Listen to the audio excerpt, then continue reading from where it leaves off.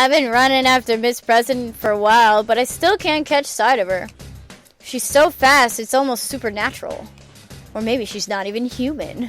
I even begin to think that her path may not be hindered by invisible walls. Wait a second. Now that I think about it, she's not a participant in the Grand Prix. She didn't appear in the introduction video, and even though she'd been there when I faced off with Yukiko, she wasn't affected by the rules. Could she be able to walk through these walls? If so, then catching up to her will be quite difficult. Just as I'm thinking this, Chie comes. Suddenly, a blue door appears in my path. I've seen this before. This is the entrance to the Velvet Room. I don't have the time to deal with this, or so I think, but when I consider the timing of his appearance, I can't help but feel that there must be a reason for it. I make up my mind and reach for the door. As I walk through the door, I feel a slight sense of lightheadedness, and I close my eyes reflexively. When I open my eyes, I'm seated in my usual position, and Margaret is smiling quietly at me as if nothing is different. When she sees that I've noticed her, she speaks as if aware of my impatience. You seem flustered, but time has no meaning here. Margaret politely points this out, knowing that I'm in a hurry. Time is meaningless, huh? I thought I had figured out a few things about this room, but it seems that there's still more for me to learn about it. If time doesn't pass while I'm in this room, then I should concentrate on what she's about to tell me. Once again, as if reading my thoughts, Margaret smiles. It seems you've emerged victorious and have come away with a piece of the truth. Though you are in a garden of deceit, you have the vision to go forward. Very impressive. Is that student council president's shadow really the cause of all this, then? Who can say? All I know is that you are getting ever closer to the truth. For some reason, I'm gonna guess that my life is gonna consist nothing of but finding the truth. There is one thing I can tell you. Margaret's golden eyes are fixed on mine. If that girl's shadow is the cause of this misfortune, she will face her trial. But it's separate from your fate. You have your own trial to overcome. Keep that to heart. My own trial? I didn't mean to, but I repeat what Margaret had just said. Everyone sees various things in you that draw them to you. Salvation, hope. I myself find fascination in watching over you. Fate may not be the author of your trials, but you are destined to be tested. Margaret smiles mischievously and nods towards me. Another slight feeling of lightheadedness passes, and I return to the otherworldly school. The blue door is nowhere to be found, as if it had never been there to begin with. I look up. I still don't understand what my own trial is supposed to be, but for some reason my mind has cleared up a bit. Ah, thank God! Drink! Fluid of waters of something throat.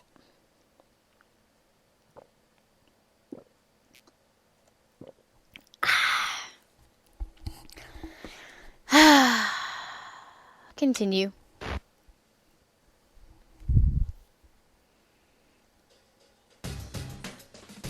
In any case, I need to keep chasing after Miss President, and how I immediately see her recognizable feature, her long ponytail.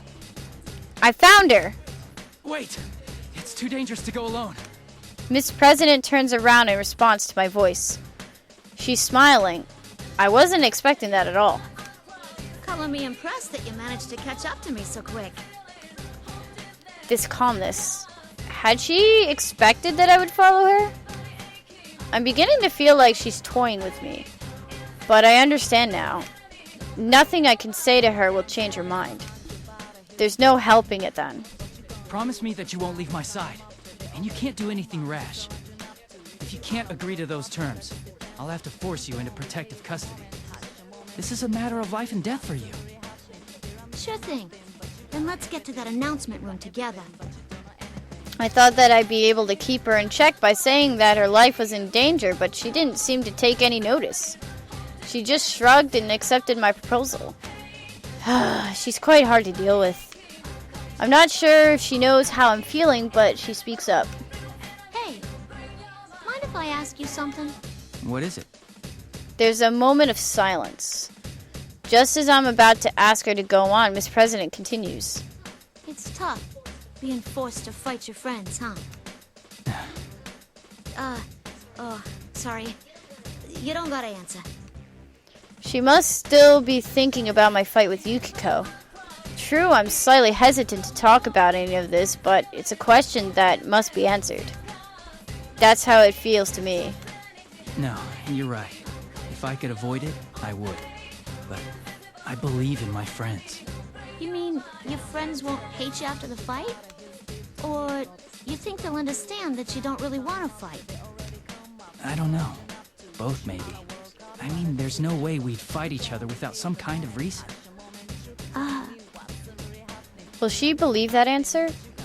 I study Miss President's face. But when she opens her mouth, she has an unexpectedly gloomy look in her eyes. What if you had to kill each other? Kill each other?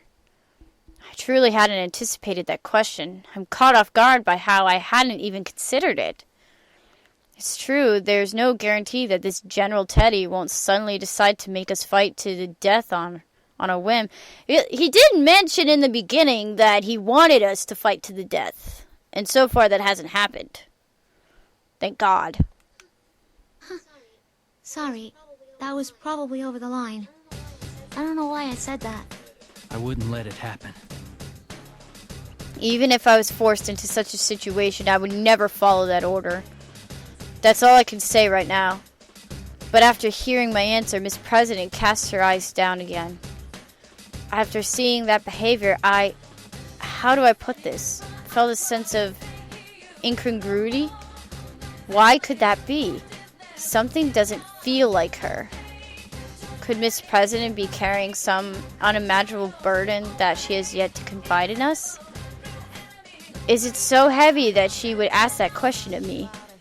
Speaking of which, if General Teddy does turn out to be her shadow, what does that mean about whatever repressed thoughts she truly has?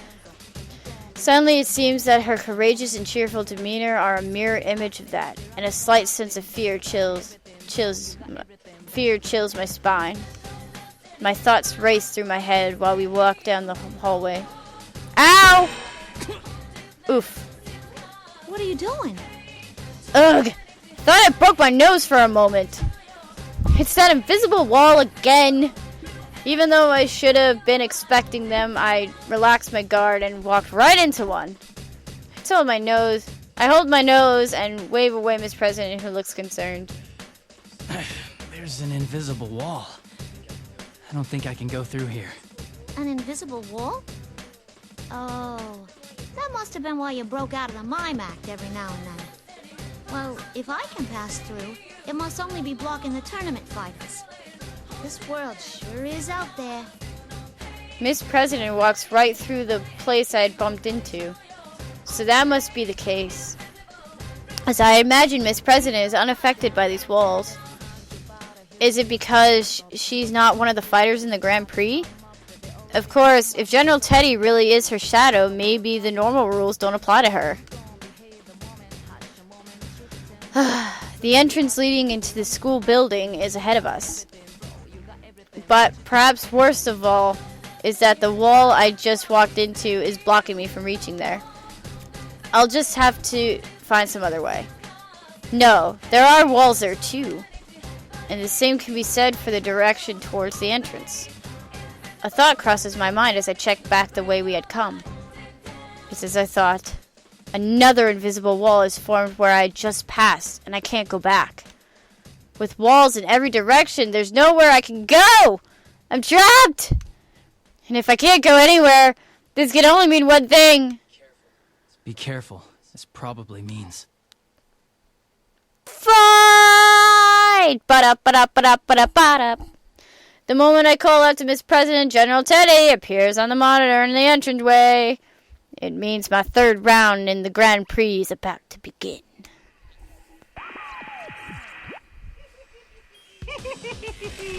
Is your snout okay, Sensei? Jeez, I you're fucking such a hate klutz. you, dude. You're still using that form? It's getting old. Why don't you just show your true self? Boy, you got peevish. I don't have any idea what you're talking about. I was intentionally trying to rile him up, but he wasn't falling for it. It looks like I'm not going to get him to reveal anything that way. I quickly changed tactics. Okay, so who's my next opponent? Ooh, now you're getting into the spirit of things.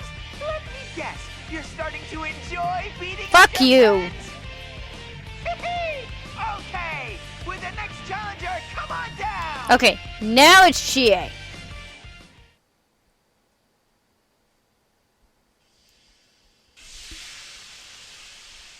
The general doesn't pick up on my intention, loudly yells what appears to be his pre-battle catchphrase. Smoke pours out, and who should appear from the smoke but the person I was expecting to see, Chie. 4 of us entered the TV together. If I already fought against Yosuke and Yukiko, then... That's what I thought. You're the last of us, after all. Yeah, I had a feeling you'd be next. Wait, too. what? Wait, what? What do you mean? Wait, are you saying you've been fighting people? Chie laughs along with me. For the moment, there doesn't seem to be anything wrong with her words and actions, but I can't let my guard down around her. After all, I'd feel the same way when I encountered Yukiko too. But as they say, the third time's the charm. I have to see if Chie is in her right mind. I decide that the best way to do this is to be calm and start a conversation with her. Chie, you know what they're doing, right? Before I can begin to explain, Chie cuts me off. Yeah, I know. The stuff we say gets twisted around, so we end up fighting. Wait, what? Right? Don't worry. You're the son of a bitch who left us as soon as the last case ended, but you're still our good friend. I mean, you have it easy. You're just fighting your friends. I have to keep killing over and over, all because of you humans! What? Now, this is obvious. Chie is clearly not herself. It's so blatant her words don't offend me at all. Moreover, it's not just out of character, but Chie would never say anything like that, considering that she is human and say whatever. And you humans? That's as good as confessing that you're not human. Oh right, carnivore, was it? Miss President is watching us from nearby. She looks more dumbfounded than worried. Still, what Chie said at the end caught my attention. I had to keep killing over and over. More stuff about killing, huh? Miss President was talking about it earlier, too. This must be... It hurts. It hurts. It hurts. Oh my god. I'll give you a taste of the pain they put me through! She's not even trying to sound like Chie anymore. I can't even begin to understand what she's talking about. But if a shadow is intentionally making people say these things, what does this mean about Miss President? Killing each other. All because of humans? So Miss President isn't human. What kind of secret past could the new student council president of Yasugami High be harboring? No, now's not the time for this. I'll have to look into it after we've cleared up all the confusion between us. Let's do this, Chie. I ignore her words and draw my sword. Immediately, Rize's voice echoes through the area as if she was waiting for this. Well, round 3 of the P1 Grand Prix already. Word on the street is that the carnivore may have a What? slight advantage. Will you, Senpai, all talk and no skill, manage to eke out a win this time? Let's get this show on the road. Ready? But I've won my last 2 matches! Granted, very horribly, but I've won!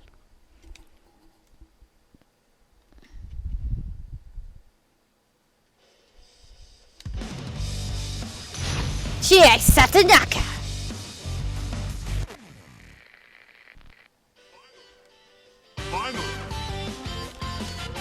Behold Chie-senpai's secret kung fu style! It seems one side is beginning to dominate. Oh my god, what am I doing? Already, this will be good. Dragon! I'm just gonna keep up with this combo. You can move, that'd be awesome. Oh no! Fuck!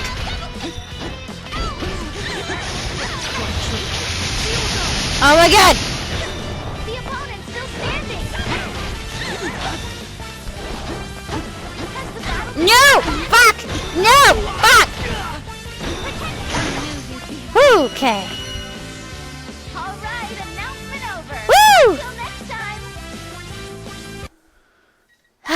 Yes, please. Thank you. I have no idea what difficulty this is on.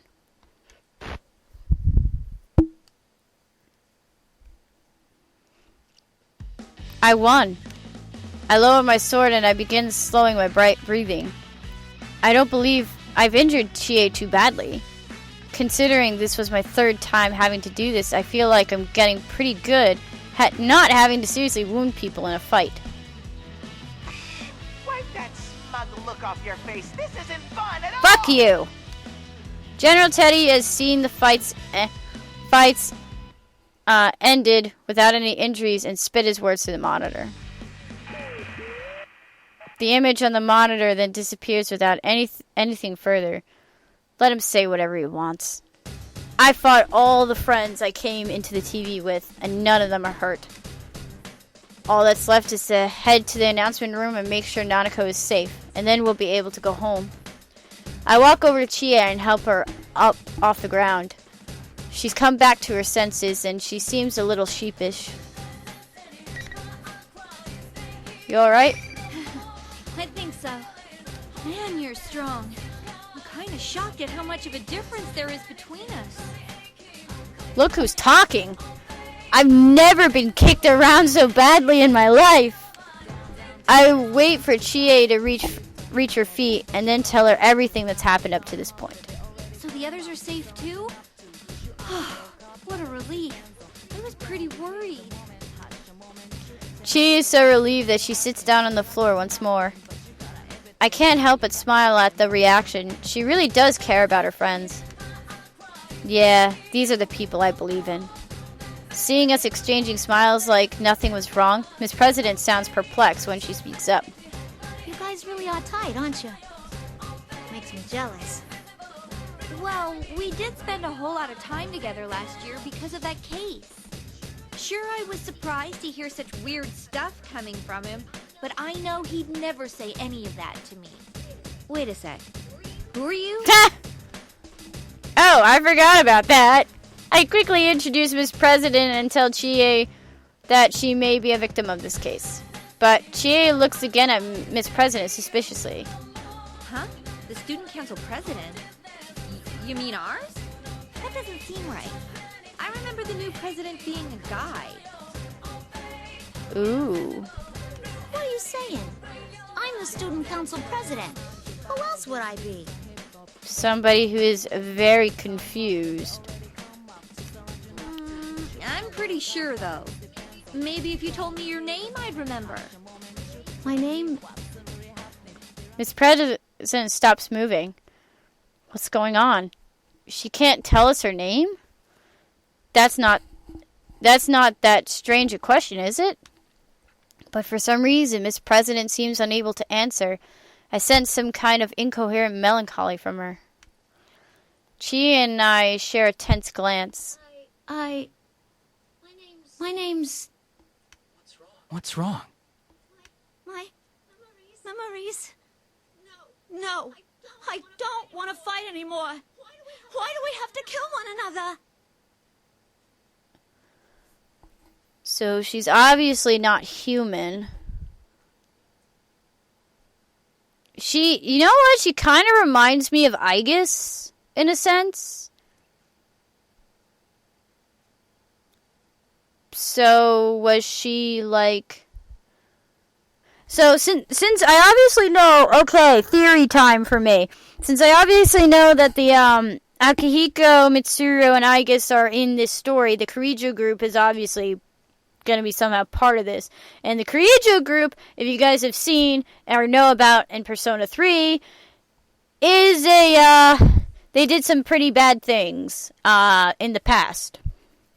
They did some pretty bad things, and Aegis is like a humanoid, best way to explain it, humanoid robot. Y'all guys should know this, but anyway, she's a humanoid robot. And it makes me wonder, it's like, well, if they made her into a humanoid robot, like to fight anti-shadow weapon, then they could have made, like, other robots before her. And to test their abilities, have them fight each other? I don't know. And now her memories are confused with the fact it's like being a human. Huh. I don't know. Let's continue. Theory over. Kill one another. I gasp when I hear the words fall from her mouth. I don't know what's crossing her mind right now, but she's definitely not acting normally. I glance at Chie, then try to approach Miss President in the hopes of calming her down.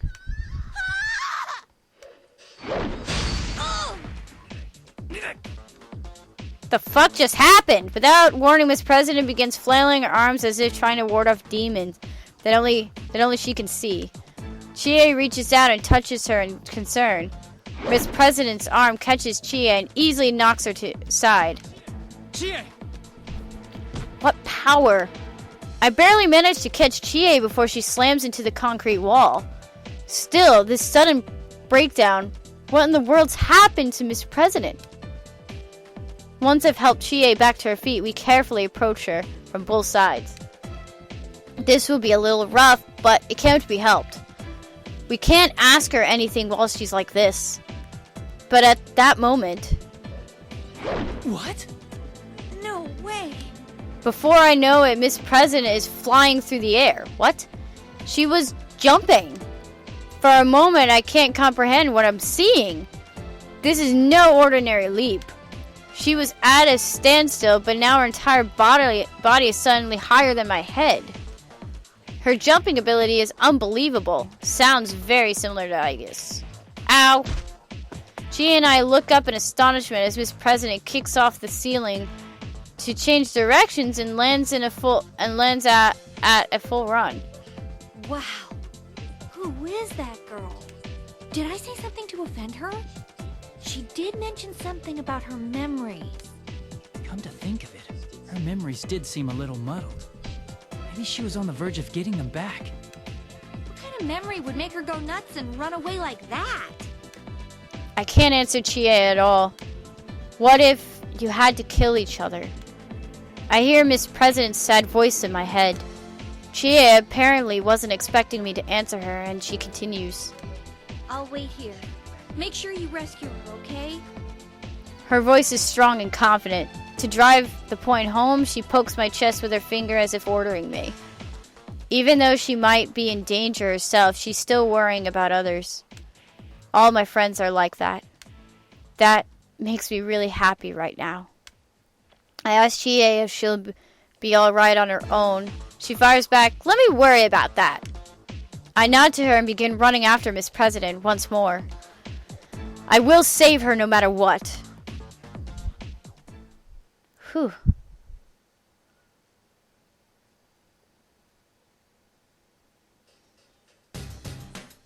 Even though I was running as fast as I could, the invisible walls kept preventing me from making such much headway. I attempt to strike at the wall with my persona, but nothing happened. So many invisible walls, one after another. Miss President can pass through them. I don't know if I can keep up the pursuit. The announcement room is still my destination. There's no way to know if that's where Miss President is headed as well, but if there's a shadow waiting for me there, I'll need to get there anyway. Teddy and Rize should be in the announcement room, and if Nanako is being held captive, that's where she'd be as well. I have to keep running, but yet another wall blocks the hallway. At first, I think that this is a dead end. I realize I can cut through a classroom and come out on the other side of the wall. It's forcing me to enter the room rather than letting me go straight. This probably means I brace myself and put my hand on the door. The moment I step inside, a familiar voice echoes in my mind. Hi. Senpai! Can you hear me? Please answer me! Rize? That voice. Is that you, Rise? The real one? Her voice isn't coming from the PA system. I'm actually hearing it in my head. This has to be the work of Rize's persona. Thank goodness. I've been all alone since that weird fake Teddy captured me. And then you were all fighting each other. I can hear the relief in her voice. She sounds so different from the insensitive and rude voice that had been coming from the PA system. This is indeed the Rize I know. Where are you now, Rise? Can you locate where I am? I'm sorry, I don't think there's time. I'm stuck in the announcement room. Please, Senpai, you have to hurry. If you don't, he'll... Oh my god. Rise! What's wrong, Rise? There is no answer. The communication has been cut off. Has something happened in the announcement room? My heart begins racing. The enemy made us fight each other as participants in this tournament, but they had captured Rize as well. It's clear to me that they must have been worried about her using her persona's powers to tell us the truth, but that's not important right now.